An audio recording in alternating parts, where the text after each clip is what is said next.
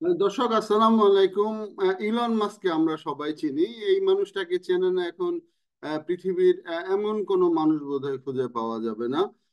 এবং এই মানুষটাকে আপনারা হয়তো জানেন না বা অনেকেই জানেন না যে এই ভদ্রলোক ক্যানাডিয়ান নাগরিক। এই ভদ্রলোক ক্যানাডিয়ান নাগরিক এবং তিনি এখন আমেরিকার প্রেসিডেন্ট ডোনাল্ড ট্রাম্পের খুব কাছাকাছি আছেন। এবং তার জীবনটা কিন্তু স্বপ্নের মতো। অর্থাৎ তিনি কোথায় ছিলেন, কোথায় আসলেন, অল্প কিছু দিনের মধ্যে সারা পৃথিবীকে জয় করলেন। তো এই বিষয়টা নিয়ে একটু কথা বলবো এবং সেই ইলন মাস্কের এখন নাগরিকত্ব বাতিলের দাবি উঠেছে কানাডা থেকে। তো এই ভদ্রলোকের সম্বন্ধে যদি একটু বলি, যে ভদ্রলোক এখন এমন একটা পর্যায়ে আছে যে তিনি একজন ইউএস বর্ন মানুষ না হয়েও ডোনাল্ড ট্রাম্পের সবচেয়ে কাছের লোক, এবং ডোনাল্ড ট্রাম্পের বিভিন্ন ব্যবসা বাণিজ্যের পাশাপাশি তিনি এখন সরকারি দায়িত্ব পালন করছে। তিনি এখন আমেরিকার বিভিন্ন সরকারি কর্মকর্তা সহ আমেরিকার ব্যয় সংকোচনের ব্যয় সংকোচন নীতিতে কাজ করছেন। এবং তিনি কানাডার প্রতি সোচ্চার। এই কানাডার নাগরিক হয়েও তিনি আমেরিকায় বসে কানাডার সার্বভৌমত্বের বিরুদ্ধে বিভিন্ন কাজ করে যাচ্ছেন।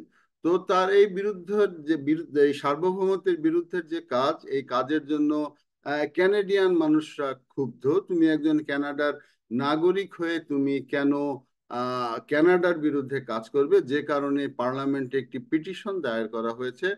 আপনারা জানেন যে কানাডার পিটিশন, যদি পার্লামেন্টে কোনো পিটিশন নিতে হয় 50 জন মানুষের স্বাক্ষর নিলেই হয়, কিন্তু অতি অল্প সময়ে 2 লক্ষের উপরেও বেশি স্বাক্ষর হয়ে গিয়েছে। সে বিষয়টা নিয়ে একটু কথা বলবো। তো যদি আমার চ্যানেলটি ভালো লাগে তাহলে অবশ্যই সাবস্ক্রাইব করে দেখবেন সাকিব কানাডাতে। এবং আশা করি পাশে থাকবেন। এই ভিডিওটি কেমন লাগলো অবশ্যই জানাবেন। তো আমি আসলে এই নিয়ে আজ বাংলাদেশের সকালে প্রথম আলোতে একটা লেখা লিখেছিলাম। সেটা একটু প্রথমে দেখায়, যে সেটা হচ্ছে যে ইলন মাস্কের কানাডিয়ান নাগরিকত্ব বাতিলের দাবিতে 2 লাখের বেশি স্বাক্ষর। অর্থাৎ সাম্প্রতিক সময়ে ক্যানাডিয়ান একজন লেখক, আমি যদি একটু সংক্ষেপে বলি, যে ক্যানাডিয়ান একজন লেখক তিনি একটি বিল উঠান ইসে, এবং এনডিপির একজন পার্লামেন্ট সদস্য তিনি এই বিলটিতে সমর্থন করেন, এবং এই বিলটি উঠেছে, যেটা হচ্ছে যে এবং পার্লামেন্টের একটা পিটিশন দায়ের করা হয়েছে যে যেন ইলন মাস্কের নাগরিকত্বটা বাতিল হয় কানাডা থেকে। এবং যেটা বললাম যে 500 মানুষের সিগনেচার লাগে, সেখানে অলরেডি 2 লাখ হয়ে গিয়েছে, এবং আগামী জুন পর্যন্ত এই পিটিশনের স্বাক্ষর চলবে। আমার ধারণা এই জুনের মধ্যে পানি অনেক দূর গড়াবে, হয়তো কোটির কাছাকাছি কিন্তু স্বাক্ষর চলে যেতে পারে। তো বিষয়টা কি, বিষয়টা হচ্ছে যে ইলন মাস্ক, তুমি তার জন্ম কিন্তু সাউথ আফ্রিকাতে, তার জন্ম ক্যানাডাতে না। এবং তার মা হচ্ছেন গিয়ে ক্যানাডিয়ান সিটিজেন। কানাডার রেজাইনাতে তার মা জন্ম। তো মায়ের কানাডার নিয়ম অনুযায়ী মায়ের যেখানে জন্ম, তার মায়ের যে জায়গায় জন্ম, কানাডার এই রুলসটাও একটু অনেকেরই জানা দরকার। মায়ের যে জায়গায় জন্ম, সেই মা যদি অন্য কোনো দেশে সন্তান জন্মদান করে, তাহলে সেই সন্তান কানাডার নাগরিক হিসাবে গণ্য হবে। অর্থাৎ ইলন মাস্কের মা আমাদের পাশের প্রভিন্স সাসকাচুয়ান, সেই সাসকাচুয়ানের রাজধানী রেজাইনার মেয়ে। তিনি জানি না কি কারণে সাউথ আফ্রিকা গেছিল তখন, এবং সাউথ আফ্রিকাতে তার আহ, প্রিটোরিয়াতে, সাউথ আফ্রিকার একটি বড় জায়গা প্রিটোরিয়াতে, সেই জায়গাতে তার গর্ভে ইলন মাস্কের জন্ম হয়। ইলন মাস্কের জন্ম হয় এবং তিনি দীর্ঘদিন সেই সাউথ আফ্রিকায় ছিলেন। দীর্ঘদিন বলতে তিনি হয়তো 18 বছর বা 17 বছর পর্যন্ত সাউথ আফ্রিকায় ছিলেন। তারপরে তিনি কানাডাতে মায়ের সাথে চলে আসেন এবং কানাডার একটা ইউনিভার্সিটিতে পড়াশোনা করেন, এবং আসার পরপরই তিনি পাসপোর্টের জন্য এবং নাগরিকত্বের জন্য অ্যাপ্লিকেশন করেন, এবং যথারীতি তার নাগরিকত্ব হয়ে যায় নিয়ম অনুযায়ী। তো নাগরিকত্ব হওয়ার পরে ইলন মাস্ক 2 বছরের বেশি আর কানাডাতে থাকেননি। তিনি ক্যানাডিয়ান যেহেতু পাসপোর্ট, কানাডার পাসপোর্ট থাকলে ইউএসএ তে সবকিছুই সুবিধা, অর্থাৎ ঢোকা থেকে শুরু করে আসা যাওয়া থেকে সবকিছুই সুবিধা, এবং তিনি ইউএসএ তে চলে যান। এবং 91-এ তিনি ইউএসএ তে যান। 91-এ ইউএসএ তে গিয়ে ইউনিভার্সিটির একটি 91 সালে ইউএসএ তে যান এবং ইউএসএ তে গিয়ে তিনি একটি ইউনিভার্সিটিতে পড়াশোনা করেন এবং ইউনিভার্সিটিতে পড়াশোনা করে তিনি ইউএসএ এর নাগরিক বনে যান। তো ইউএসএ নাগরিক বনে যান এবং ইউএসএ নাগরিক হওয়ার পরে তিনি সেই ইউএসএ তেই সেই ইউএসএ তেই তিনি 2002 সালে নাগরিক হয়ে যান এবং তার জন্ম হচ্ছে 1971 সালে। তো তারপরে ইউএস এর নাগরিক হওয়ার পরে তো ঘটনা আমরা সবাই জানি। তার অভাবনীয় সাফল্য, এখন সে স্পেস এক্স থেকে শুরু করে তার টেসলা কিন্তু এখন হটকেক সারা দুনিয়াতে। তার একটি টুইটে, তার একটি কথায় আহ, পৃথিবীর স্টক মার্কেট এদিক সেদিক করে, বিশেষ করে নিউ ইয়র্ক স্টক এক্সচেঞ্জ তার একটি টুইট বার্তায় কিন্তু ধাপ করে পড়ে যেতে পারে, আবার একটি টুইট বার্তায় এসে যেতে পারে।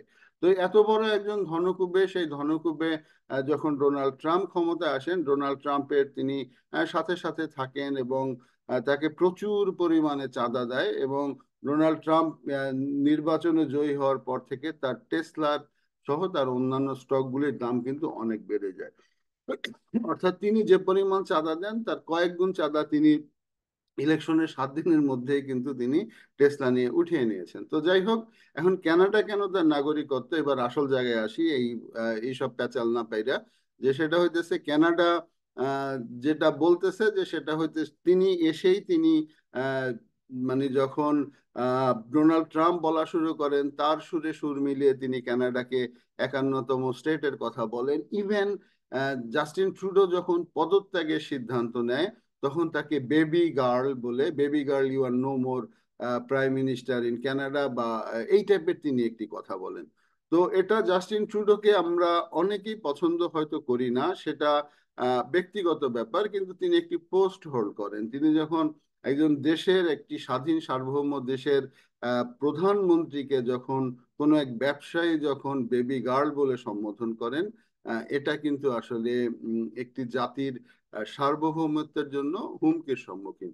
তো যাই হোক, সব মিলিয়ে এই মুহূর্তে কানাডা সেই পিটিশনটা করছে। পিটিশনটা করার পরে প্রাইম মিনিস্টারের কাছে সাবমিট করা হবে জুনে, এবং জুনে তার নাগরিকত্ব বাতিলের জন্য এই পিটিশনটা সাবমিট হচ্ছে। তো নাগরিকত্ব বাতিল একটু জটিল প্রক্রিয়া, খুব সহজে হয় না। তারপরেও এই প্রক্রিয়ার মধ্য দিয়ে কানাডা আগাচ্ছে।